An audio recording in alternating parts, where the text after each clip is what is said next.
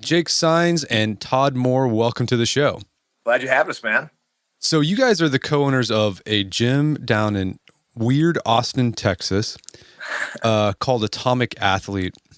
Before we get into what the Atomic Athlete is and the philosophy you guys have, let's talk about your backgrounds, because it's pretty interesting. You both have very just interesting backgrounds. How did you get to the point where you opened up a gym? What was your story? So Jake, let's start with you, and then Tod, we'll talk about your story. Yeah, I tell my friends about this because it's kind of funny because I guess over the past 15 years I've become fairly fit. But when I was going to high school, I moved from Northern California, which is a totally different environment than rural Texas. And I had a pretty good initiation into the high school football scene. It was very much like varsity blues. You know, I came from like mountain biking and playing soccer in the mountains and hanging out, and then got dumped right into, small town Texas football scene, weight rooms, coaches yelling at you. I was in a class called athletic conditioning, and that was a class that all the, I guess, what Texas considers lesser sports, the non-football, baseball, basketball athletes got lumped into, but they basically put them into like a very structured strength and conditioning program. And so my initiation into the strength world was getting crushed by a sophomore cheerleader. And ever since that day, I've always been interested in training strength and, becoming faster, stronger.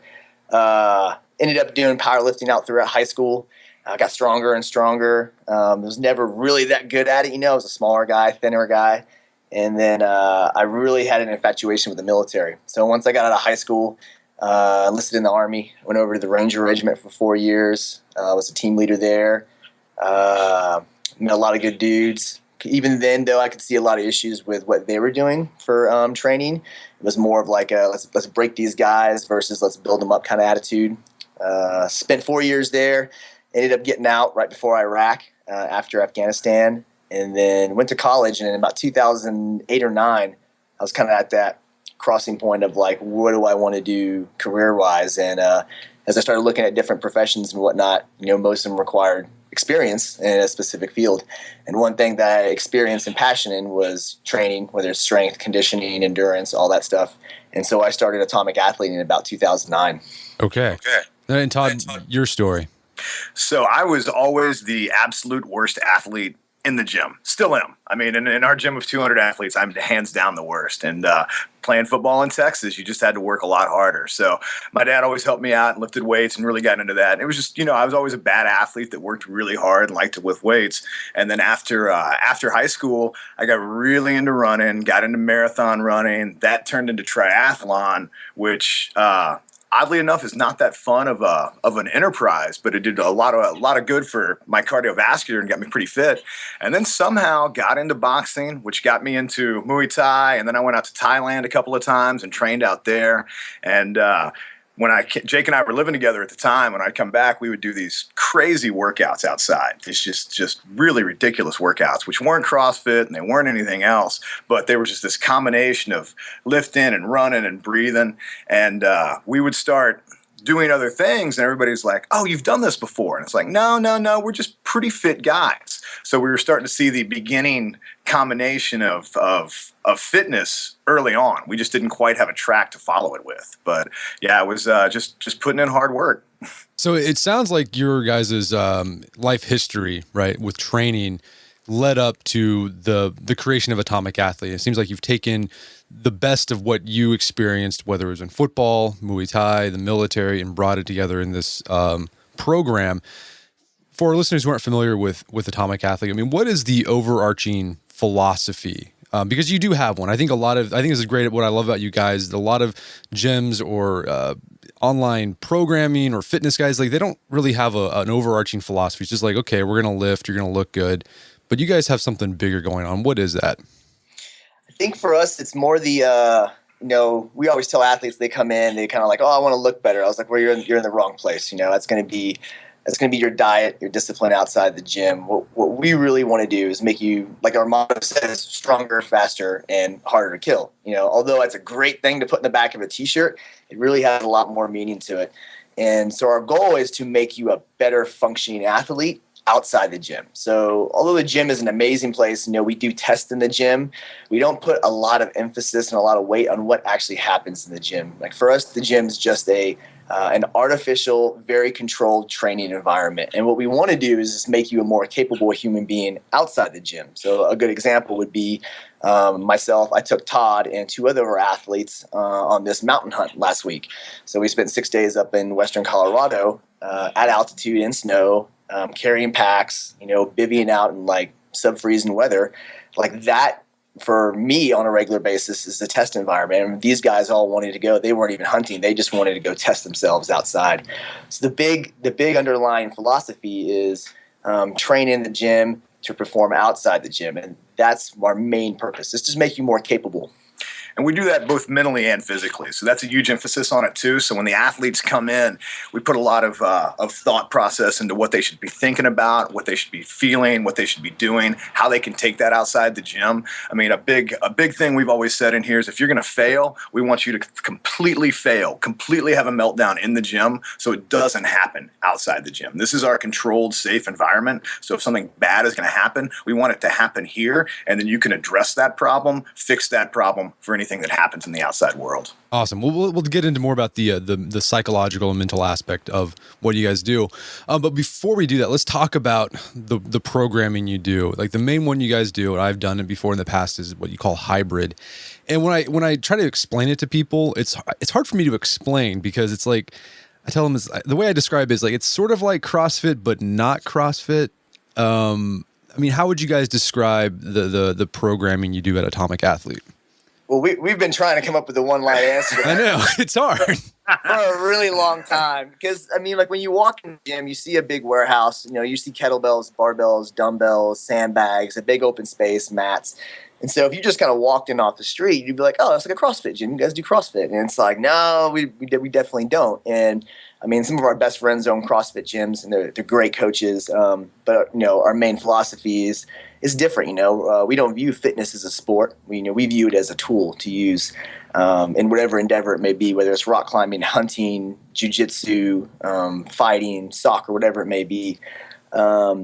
So, it is a hard question to answer. And although everyone in the gym knows is different, if you ask most of our athletes, they really couldn't put words to it as well. But the big thing, I think, is we kind of talk about the purpose and the programming. Our main purpose is not to be good at exercising, but to develop a high level of fitness to perform outside the gym. And we do that by programming. And our term for programming is creating a well thought out plan. So we do not believe in confusing muscles. We do not believe in random daily sessions. Everything you do has a purpose in our programming, and it's all aimed at a bigger picture. We use traditional methods like periodization, which is training in blocks with deload weeks in between, and progression, which we like our sessions to build upon one another. I believe are you doing starting strength still right now? Yeah, I'm doing starting strength. Well, sort of I'm working with Matt Reynolds. Okay. And sort of it's like a split between starting strength. It's kind of weird.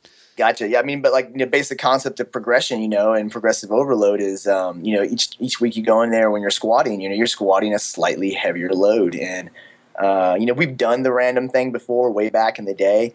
And what happens is there was just a lot of time wasted, instead of being at a very specific workload, you're taking time trying to figure out, or maybe your technique's off and you're like, this exercise, I haven't done it in 6 months. We just found over time that it works much better to follow a well thought out program and a well thought out plan. And if we follow that plan, we have enough athletes in here that we can sell exactly what works and what doesn't work. So with 200 athletes, when we decide we want to do something, we can have a pre-test, run the athletes through it, and then have a post-test. So whatever we've developed, we know exactly if it is on point or if it's not on point, and we can make those changes along the way. And if we did things randomly, we wouldn't have that path to follow. So it really helps us out. It gives us structure, and it gives purpose to the programming where every day you're doing something that's making you distinctly better. You know how it's making you better, and it's going to be just enough of an increase in intensity or volume or what that might be that you will see improvement, but it's not going to break you. So what I love about you guys, you do a great job of combining both strength training and the cardiovascular conditioning. My question is, like, when I was doing the programming, there's a lot of Olympic lifting. And for average Joes on the street, they're like, man, why do I have to do this like complex snatch? I mean, it's like the hardest thing in the world. Like, what is the benefit that Olympic lifting provides to guys who aren't Olympic lifters, what is the benefit of that?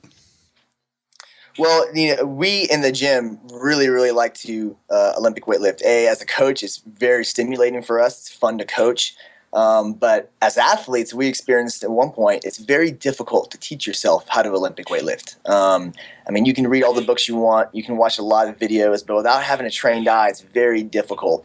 So for our in-house programming, we do include a lot of Olympic weightlifting. For our sport-specific programs, we don't put too much, and if we do put them in there, they're very, very basic. We like to use them in the gym because it's a great tool to train proprioception, which is basically knowing what your body is doing in movement, and as well as the mobility benefits we get from that deep squatting and those overhead positions that we do. So it really depends on the athlete, and some of the programs online that we have don't have much Olympic weightlifting because it's just one of those things where it's just too difficult to teach yourself. And unless you have a trained eye watching you, but you may have experienced yourself following the programming at one point, it's really, really difficult to know if you're doing it right, and you can't really train at a heavy load until you are doing it right. We also like it because it adds just another tool in the chest. So sometimes you can get bored with squatting and pressing and stuff like that, and then you can kind of drop into an Olympic weightlifting cycle, and you're not only are you getting stronger, but you're also learning a skill. So you're learning something that you can take with you other places, the ability to move that barbell confidently and safely. And like Jake said, the cool thing about weightlifting is because it is a skill-based sport, as your skill increases, your strength increases. But as your skill isn't high, you're just not moving that much weight. So we don't see that many injuries, actually hardly any at all with weightlifting. The athletes are a little scared at first, but when they get into it, they really seem to enjoy it. Yeah. But again, it's just, everything is a tool. So it can be, you could definitely do a barbell clean or a sandbag clean or just jump with a sandbag. You kind of see that same training benefit. But if you're training for 2 or 3 months, Olympic weightlifting is not that important. But when you started training 5, 7, 9 years, all of a sudden you want to have a little bit more variety, things to do, things that you can see improvement on, to see where you've come and where you're going. Gotcha. Yeah, I think you talked to, when you were training with Mark, he was talking about the hip drive and the squat, and basically just that, having that hip drive and explosivity throughout that midsection. I mean, that is a very, very powerful tool. And, you see it with gymnasts, you see it with jiu-jitsu practitioners, and that's one of the best exercises that we can do to actually train explosive power. And so, like, usually our total body, strength sessions are going to revolve around some variation of an Olympic lift, whether that's a power snatch, a muscle snatch, full snatch, clean and jerk. So some variation of those is a very effective training tool when done correctly. Gotcha. Well, here's a question I have. So I think I talked to you about this, Jake, on the snatch and like the low bar squat. That thing is the hardest thing to do. And I remember I was like in the workout one day, in one of the programming, and I watched the video you guys put up there of the previous day, or the athletes doing the workout at the gym. Yep. And I was like watching these like svelte girls like doing overhead squats with 25 yellow plates on each side, and I was like, I could do that. And like they're just cranking them out, and I get up there and like I couldn't do a single one. I mean, why is that position, the overhead squat, so difficult to do? Because is it a strength thing, or is it more of a mobility issue? I think it's more of a mobility. It is going to be, a lot of a lot of practitioners and coaches, when they want to do like a movement screen, they'll use an overhead squat as like the baseline, assessment on what your mobility is. And it's amazing. Some athletes will walk in, have never trained with a barbell ever, a female, and she can do a perfect overhead squat. You can bring a guy who's played high school and college football, and as soon as that barbell goes overhead and he tries to squat, everything just falls apart. So the snatch is probably the most complex exercise that we do, and possibly in the world, because if you think about these guys who do Olympic weightlifting, they're training for 10 plus years with a coach on just 2 exercises. Like, their event consists of 2 exercises. They're dedicating a lifetime of training to mastering those 2 exercises. So the nature of Olympic weightlifting is very much like a martial art. And even me and Todd, we bring in a couple national level lifters, and they coach us. We've been doing them for 4 or 5 years. And every time they can just point out so many things you're doing wrong. But the overhead squat, if you're not a mobile athlete, it can be a very, very frustrating exercise, especially for a lot of males. Yeah, usually the issues start with the bottom because it starts with ankles or knee mobility or hip mobility, but the weight is loaded at the top. So it's definitely an upriver, downriver lift. But it can definitely be frustrating for the new athlete. But, we tell our guys in here, and they hate to hear it, but it's not free. You just have to spend the time in and doing it. Yeah. All right, so let's talk about some of the cardiovascular conditioning. That's one of the things I liked about it. What I think what drew me to the Atomic Athlete programming is that it reminded me a lot of like football conditioning, right? So like you start off with the barbell, the strength training, then you end it with cardiovascular conditioning. You guys have some fun with it. I mean, what are your guys' favorite tools for conditioning exercises? Well, one of the things that we put on like a coaching certification, or we tell our coaches that are in training, is that an exercise is just a means to an end. So, if you're trying to develop, aerobic endurance or aerobic capacity or even anaerobic capacity, what you actually do is not super important. Your body doesn't really recognize, am I running, am I rowing, am I doing weighted step-ups, am I climbing up a hill? Your body's ultimately going to recognize duration and intensity, how long it's working and how hard it's working. That being said, unlike most CrossFit gyms, we really like to run. If we have our whims as a coach, we want our athletes running because it's about as functional as it gets. It's a real world activity that everyone needs to do. But as far as using like different modes, a tire drag is a great mode for athletes who are bigger or have injuries and can't run. It's simply getting a harness and a tire and a plate, dragging that. Extremely challenging. We use it a lot for getting ready to go to the mountains. Airdyne, weighted step-ups, working on hills. Those are all kind of single mode activities that are really easy to do pretty much anywhere.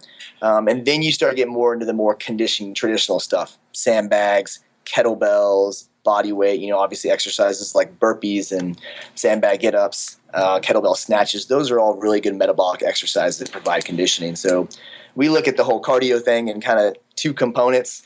One's going to be like your aerobic base, that easy pace and just clocking in the miles or the minutes. And then we look at the more high intense stuff, which is going to be more work capacity or Metcon. Another big thing with that, Brett, is we try to stay away from our athletes being limited by their skills for their cardio. So like what I mean by that, and this is not a knock on CrossFit, but CrossFit likes to do the high rep Olympic lifts or those skill-based activities, and an athlete doesn't have that skill, then they're not seeing the cardio effect. So their skill is limiting them. So if we make the exercises, I'm going to say dumber, but anybody can lay down and get up with a sandbag, and I don't know if you've done it before, but it is remarkably challenging. It sucks. It will kick your ass. I mean, it is one of the worst things I've done. But it's one of those things where it's really hard to hurt yourself. You can work as hard as you're willing to work. We've seen guys in here just do some amazing things where it's like, man, I can't believe you wanted to work that hard. But it's right up there with running a 5-minute mile. It's super intense. But by making those activities, I'm air quoting dumber here, but just something that you don't have to think about, where you're just doing the activity and controlling that heart rate, that allows us to invariably control the intensity and the what the athlete's doing. And then, like Jake said, then we can start getting carryover into other aspects. Yeah. Keep it simple, keep it hard is one of the things that we like to apply, Yeah, I love it. One of the things you guys did that I hated was, I think it was Curtis P. Is that what it's called? Oh man, yeah. Those things suck. You do 100 of those every Christmas Eve if you're not doing anything. 100 of them on Christmas Eve. Can you explain like what is involved in a Curtis P so people get an idea what's going on? Curtis P. actually, we got that from one of the guys we worked with back in the day. And he a training buddy. I think he worked. He was an oil rig worker or some kind of like just brute kind of country boy, and so they developed this exercise, and he called it a Curtis P. And so it's basically a hang, squat, clean, lunge, and a push press. And it's not one of those exercises where a specific muscle group fails. It's kind of like a sandbag get up. It just taxes everything. It taxes the muscles, the heart, the lungs. It really just hammers the whole body. And it's just awful to do, especially in a high rep scheme. So it's one of those things that we don't do it too often because it is so awful. But like every Christmas, everyone comes in. We'll have about 50, 60 athletes come in and do it. And doing 100 for time that's a proper gut check right there. Are people wearing Santa Claus hats while they're doing this? I imagine so. Mostly just crying. Oh, yeah. Mostly just crying. Okay. Mostly just crying. It also really doesn't matter the tool you use. We've tried to use them with kettlebells to make it a little bit easier. That doesn't make it easier. Tried it with a sandbag. That doesn't make it easier. It's pretty much just you've realized everything wrong that you've ever done in your life. Think about it while you're in the middle of that lunge and that push press. Lots of pity parties. So, let's talk about this. So you talk about outside of the gym, the things that determine success. Diet is a big part. And with a high intense program like hybrid, how should diet change for someone in order to account for that, the calories they're expending and the energy they're expending? Yeah. Well, I'd say first off, the majority of athletes and people out there, when you start looking at nutrient timing and how much you should eat on certain days, I think most people have a lot bigger fish to fry as far as just cleaning up the diet in general, just making sure they're getting adequate calories, making sure they're not over-consuming or under-consuming, making sure they're getting the right macronutrients in there. So as far as like getting to a point where, say you have high intensity days and you're doing a higher level of carbohydrates and a higher level of caloric intake, that's getting a lot more complicated than what most athletes need. Gotcha. I think most athletes need to really go back to square one, find out, hey, am I at my optimal body composition? And if I am, how many calories is that on, a daily or weekly basis? And then making small adjustments from there. A lot of people can get a little too down the rabbit hole with something like that up front, when I think initially the best thing to do is eat clean and train hard and train consistently. And once you have those three things down, then you can start really getting into the nuts and bolts and the weighing the food and how many grams of carbohydrates versus proteins on my training days and non-training days. But we usually tell athletes when they come in and they're asking all these questions, they want a whole bunch of information. It's like, hey, do A, B, and C first, and we'll worry about those things later down the road, because those things, although they are important when you get to a high level for like a newer intermediate athlete, they really need to focus on consistency, training hard, and then just cleaning up their diet in general before they start counting those little individual numbers. Brett, this also falls in with the having a training plan or progression, because you can manipulate your food down the way, and if you're doing similar workouts over and over again, you can directly see how that affects your training. Mm-hmm. So if you have a day where, I remember you initially said you were intermittent fasting and you were really low carbohydrate, and you said you were crashing during these workouts. If you're consistently doing those workouts, and you can start messing with those carbohydrates, and you can eat more or eat less and see how you perform. So it's not a speculation on how you're doing. You have a direct reference on how you're performing with what you're consuming and how you're doing it. Gotcha.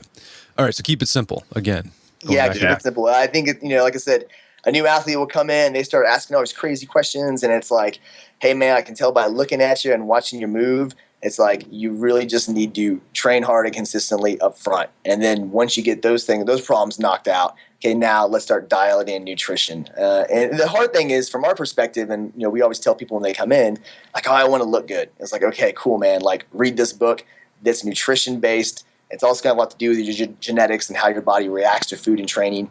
And the hard thing is, for most athletes, is that it's totally on them. Nutrition, you have 5 to 6 times a day to make a mistake. When it comes to strength and conditioning, as long as you walk into the gym or you walk into your garage gym and you train, follow that program for that 1 hour, 3 to 4 days a week, you will see results, like no questions asked.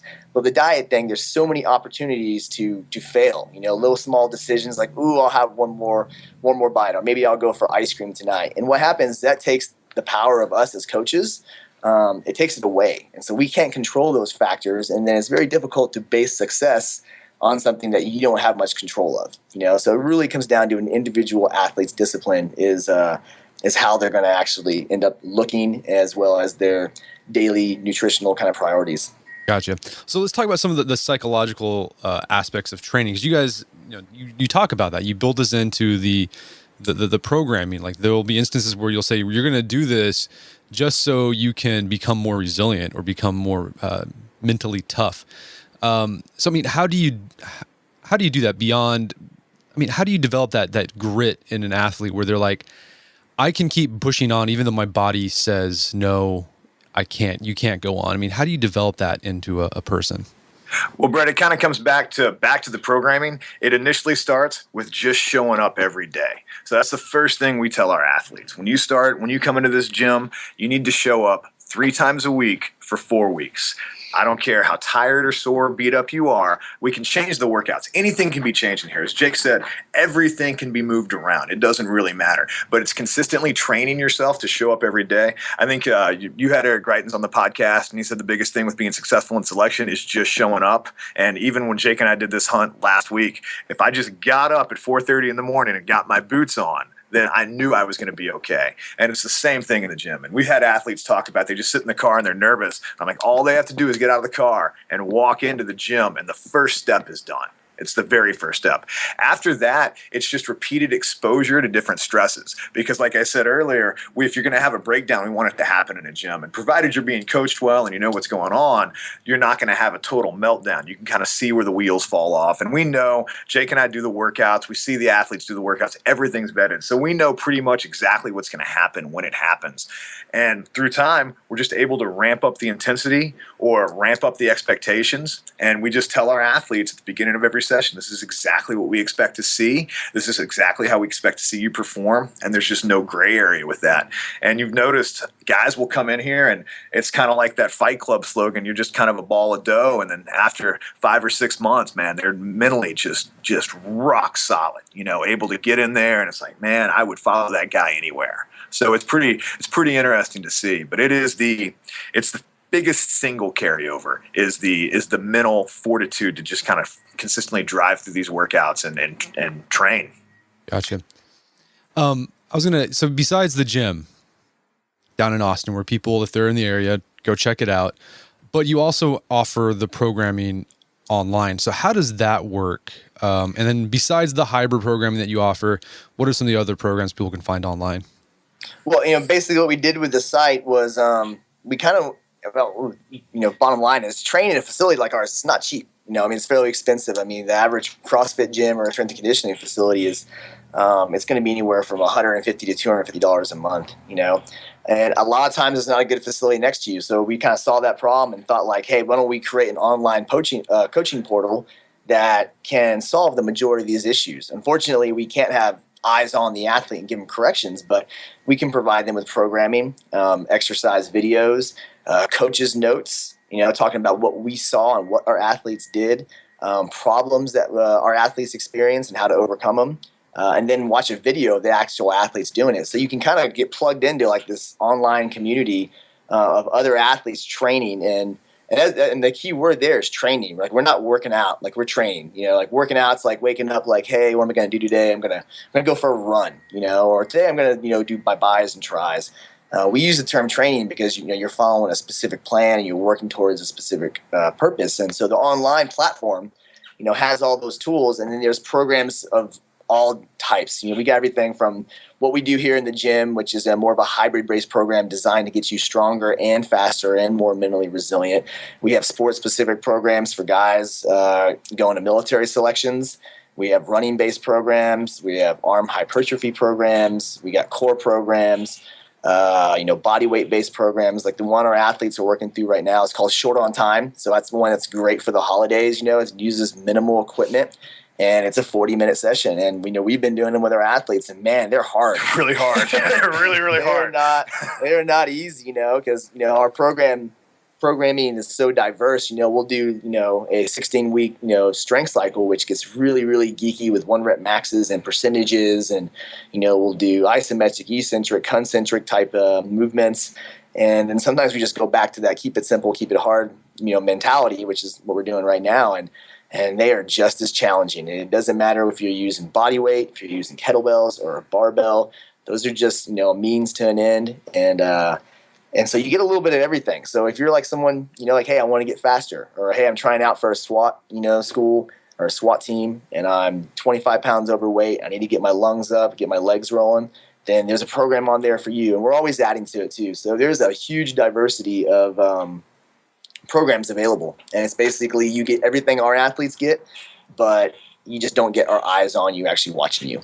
There's also the fact that these programs have all been vetted. So like our hybrid program, 200 athletes go through that. So Jake and I coach these morning sessions. So if we see athletes start getting sore backs or sore shoulders, then that programming is modified and changed before it's ever put on the website and sold. So our selection programs, we've got 5 guys that have gotten through selection at this point this year. Yeah. I think something like that. So, it's stuff that these guys follow these programs. They worked for them. We have before and after data that follows that up. So it provides us the ability, or this gym and the programming provides us the ability to actually put out a really solid product that we've run athletes through. We know what works. That's on the website. What doesn't work, we went ahead and pulled off and plugged stuff that would work in. Gotcha. So one of the things I love about Atomic Athlete, and when you guys first reached out to me, I was just really intrigued by the gym and what you guys are doing, is that it's not just the workout aspect, right? Like there's more to it at Atomic Athlete than that. Like you guys do other events with your gym members, sort of like ruck type events, the Vanguard, which we'll get into more detail in here in a bit. I mean, why is that? What are you trying to accomplish with these other events that you do outside of the gym? Because I mean, most gyms would just be like, okay, we gave our customers a good workout and that's it. But you guys seem to be going for something bigger here. What is that?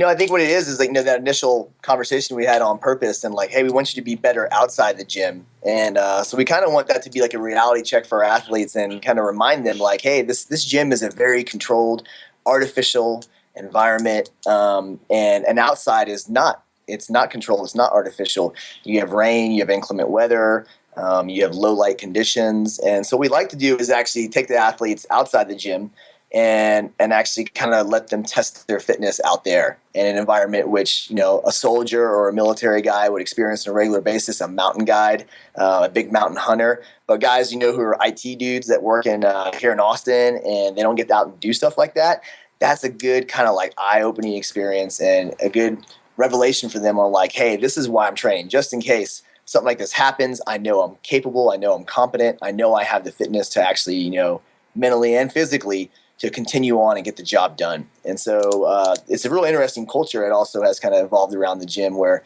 usually if someone comes in and they don't really want to work hard, they kind of naturally get weeded out really fast. So the culture that permeates our facility and just the gym itself now is one of hard work and not complaining. And we see that get transferred to the outside pretty awesome. So yeah, it also seems like you guys are building a tribe in a weird way. You guys are kind of building like a community with your within your gym. It's definitely here. I was telling the guys the other day, I was like, you come in here and you work every single day, and you might want to cut a rep one day, you might show up late, you might do this, you might do that, and you might not think everybody notices, but everybody notices. So down the road, there's the group of people that are working hard, and then there's the other guy. And they pull together and they push each other. And it's really an interesting thing to see where you look at, the girls in this gym are just badasses. They are just amazing in what they're able to do and just drive the guys as well. And to see them push and pull each other and just do some really physically and mentally amazing things in here is impressive. Awesome. So yeah, it's like that Rudyard Kipling quote. Like it's like the strength of the wolf is the pack, and the strength of the pack is the wolf.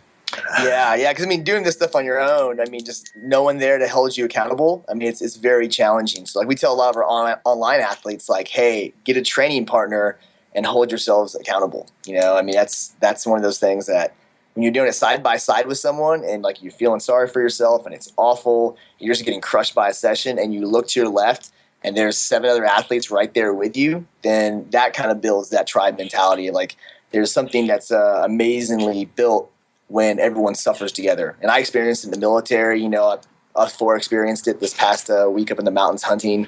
And whenever you have those experiences that are just awful, physically, mentally, there's a strong bond that's actually built there.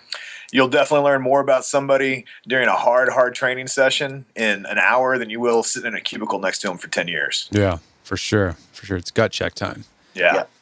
So, talk about Vanguard, because that was like the big event. That you guys invited me to that, and I remember the email that Todd sent me. He was just basically like, "Hey, Brett, we're doing this thing. We're gonna shoot guns. We're gonna gut animals." Do you want to come? And I was like, yes, of course I do. Didn't even have to check it out. I wanted to be there. So can you tell us a little bit about Vanguard and why you guys started and what you guys do there? Well, to be honest with you, we sat down with our accountant one day, and she was asking about an expense category that had a lot of stuff on it. And it was mostly firearms and training and, equipment for these kind of recreational activities that we all pursue.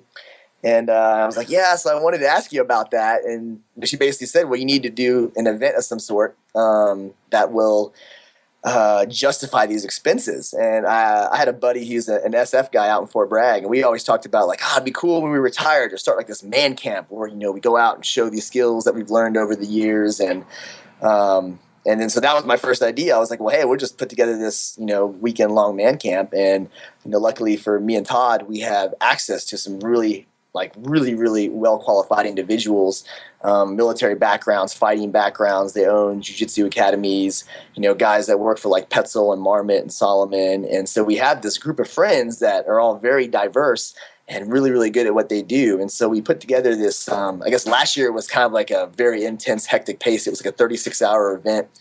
And we did everything from, rappelling on the 100-foot tower to a full-size military obstacle course. We did slaughtering and butchering, small game. We did self-defense. We did medical stuff.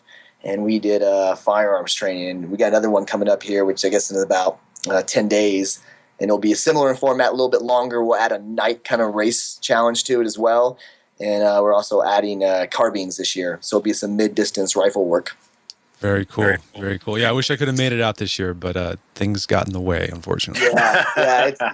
Family can do that and work can do that, but you're also up in Oklahoma, so it's a little bit more of a commitment for you. But honestly, the Vanguard is an event that it really just gets people out and gets them exposure, and it's very brief exposure. You can't become a world-class butcher in a 3-hour class, or get a black belt in Brazilian Jiu-Jitsu in a few years, much less 3 hours. But what it does is it kind of gives everyone exposure. It's kind of like, I think you use the term a lot in your site, primer. Yeah. So it's a primer too. So they're getting like just a little bit of exposure by someone who's a really qualified instructor. And what that can do is kind of like give them a taste of what's out there, So it may be one of those things where it's like, oh, I really like this whole thing of grappling, or hey, maybe I want to get into hunting, or the guys that are the Williamson County TAC medics are coming out and they're doing the first aid and trauma management. So it's one of those things where like, hey, maybe I should start carrying a trauma kit in my vehicle in case something happens to a member of my family or someone who's out on the road in a car accident. So it's kind of the idea is giving all these people these skills that. Over time, I think our society has really started to neglect and just kind of forgot. We got really lucky with our group of friends too, because they're all so good at those skill sets and so good at teaching those skill sets. And you got to experience all that. But I mean, to have a group of guys like that are willing to volunteer their time and are so knowledgeable and entertaining and able to instruct, it's really a cool experience. Yeah, definitely for sure. So, well, Jake, Todd, where can people find out more about Atomic Athlete? www.atomic-athlete.com. Okay. Go check it out, guys. It's pretty cool. I think you'll dig it. Well, Jake Saenz, Todd Moore, thank you so much for your time. It's been a pleasure. Yeah, man. Thank you, Brett. Thanks, Brett. My guests today were Jake Saenz and Todd Moore. They're the owners of Atomic Athlete Gym in Austin, Texas. And if you're in the Austin area, go check it out. You're going to like it. And if you're not in the Austin area, you can find out more information about their online programming at atomic-athlete.com. I've done it. It will kick your butt. It's a workout for sure.